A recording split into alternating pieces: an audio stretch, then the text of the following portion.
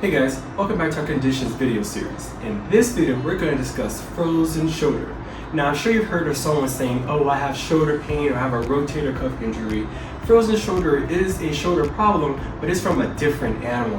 Frozen shoulder is not just shoulder pain, it's also restricted motion of the shoulder.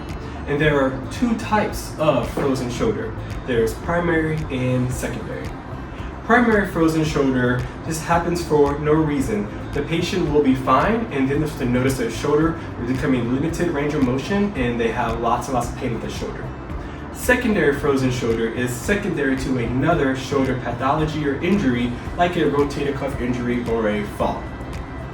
In addition to the two types of frozen shoulder, there are 4 levels of frozen shoulder. The first part of frozen shoulder is just a precursor phase.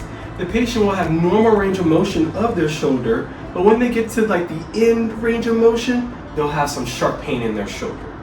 The second phase is just a freezing phase. This phase happens over months, but this is when the person starts to notice they have limited range of motion in their shoulder and starting to have more pain within their normal range of motion.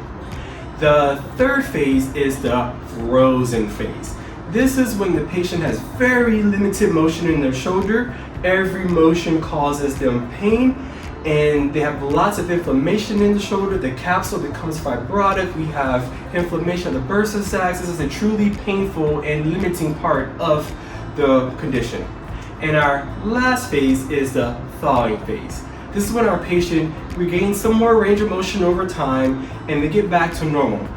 This process can take about 9 months in this phase. Now, if you're paying attention to what I'm saying, I just told you that frozen shoulder is a self-limiting condition. That means if you have frozen shoulder, it will get better on its own. But without treatment, this condition can last anywhere from 1 year to 3 years. And that is 3 years of shoulder pain, shoulder limited range of motion, and poor function. So now that we know what frozen shoulder is, let's talk about who gets it. Well, we see frozen shoulder more common in women than in men.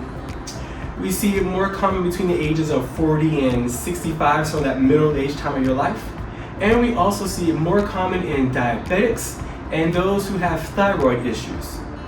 So now that we know about frozen shoulder, I want you guys to stay tuned. In our series of videos, we're going to talk about how we diagnose it in our office, how we treat it, what we have at home. So stay tuned guys, and we'll see you in the next video.